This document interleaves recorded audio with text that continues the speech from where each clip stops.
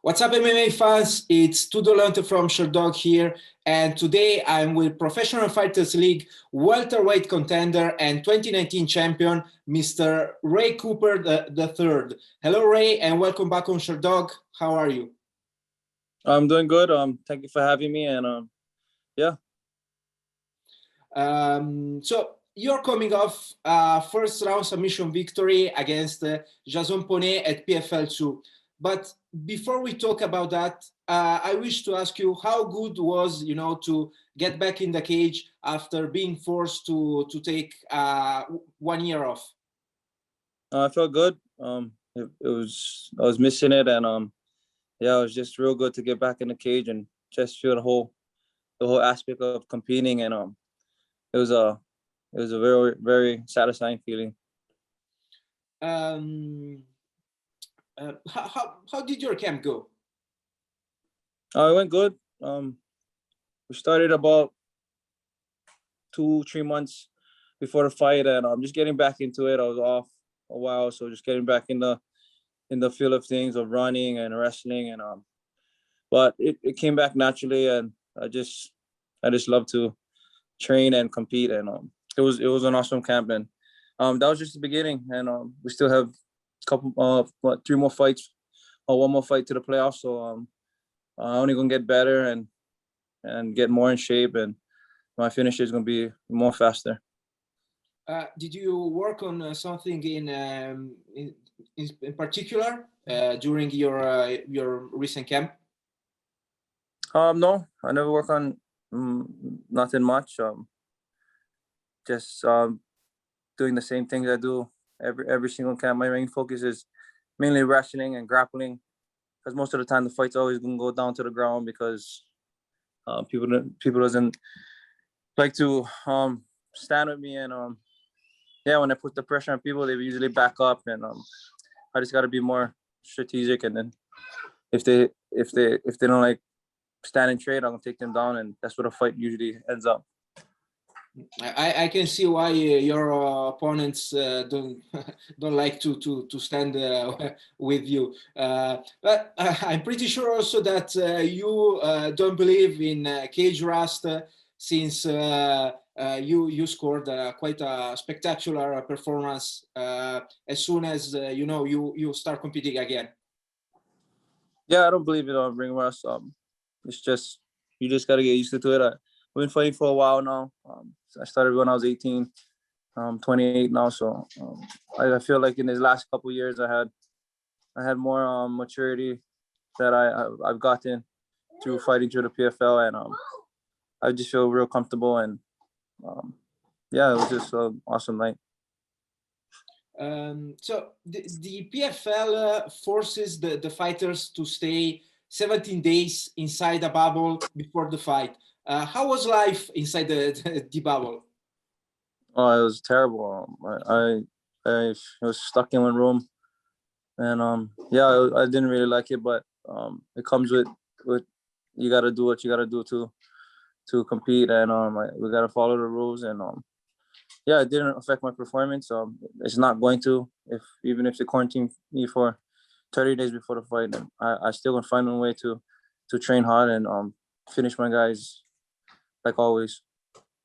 How did you spend? How did you spend? Sorry, your time. What, in the quarantine? In the bubble. Yeah, in the quarantine zone. I had to just stay in my room, and they gave me a mat and a spin bike, and yeah, I brought some stuff from home. I brought some weights and a jump rope and a Bulgarian bag. I don't know if you know what that is. It's a workout bag. So yeah, I would just be doing that twice a day in my room, and yeah. So let's get back to the fight. You won after submitting your opponent from the half guard. We don't see that often, an arm triangle from the half guard. Can you walk us through that finish? Yeah, I wasn't expecting him. That was a surprise for him to shoot on me. I thought he was gonna.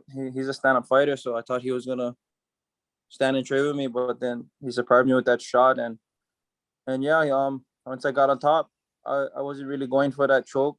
I was just trying to bait him into giving me his back so I can put my hooks in, and I would rain down some punches, but he stood there. So, and I do it in practice too, just for make guys move, and he didn't move, so I felt the choke was tightening up, and yeah, I just finished it from there.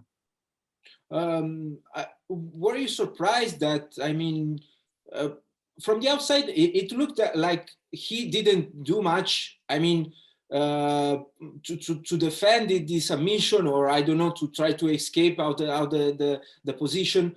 What were, you know, your thoughts in the process of locking the submission?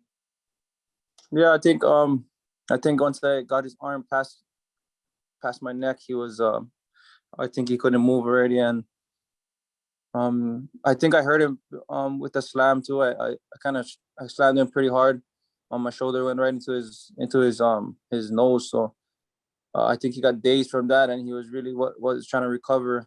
And then I slipped that choke in, and yeah, I was just, if you're gonna give me a submission right off the bat, I'm gonna take it, because we need all the points we can get, because the playoffs, there's only a limited spots for people to get into the playoffs. So that was the whole aspect of me finishing that way, and he gave me that choke, and I'm gonna take it.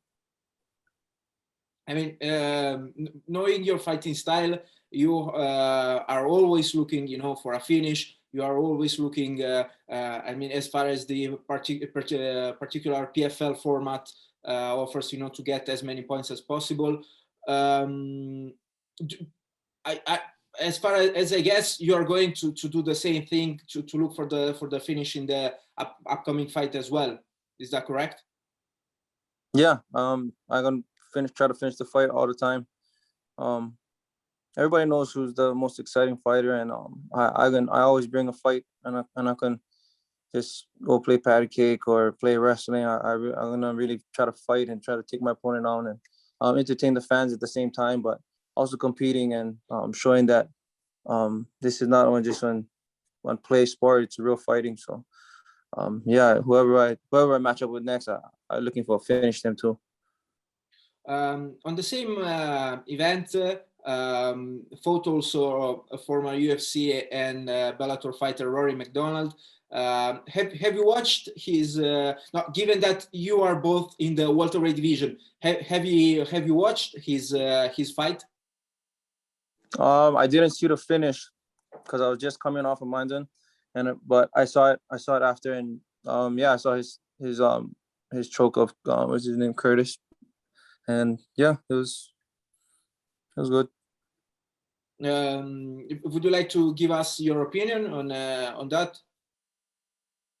I don't know. He looked pretty good. He never, I don't think he wanted to stand with Chris. I think Chris, he's an explosive kickboxer, but both of them was kind of tentative. So it was a matter of time before Roy was going to take him down, and yeah, it was a good performance. But if we match up, there's no way he's going to out wrestle me.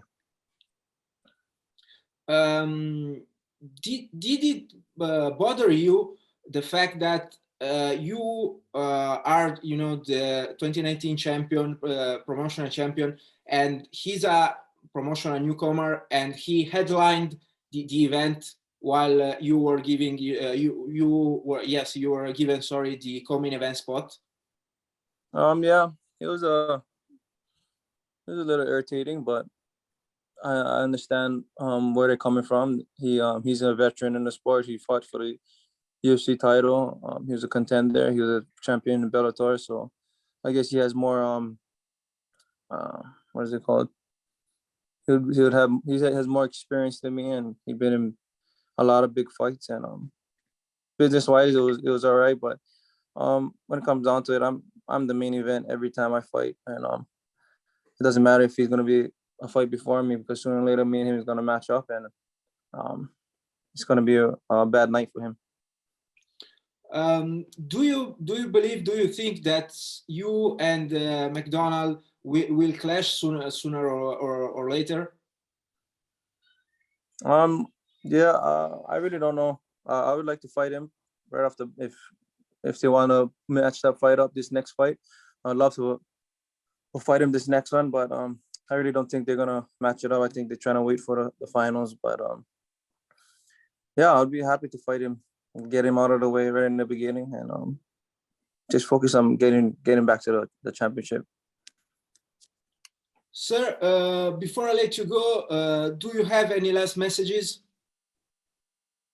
Just thank you for having me on, and thank you to all my sponsors, Always Finest, and yeah, thank you. Sir, congratulations once again for your spectacular performance. Best of luck with your upcoming fights, and hopefully I will hear again from you in the future. Thank you, man. Aloha. Hello.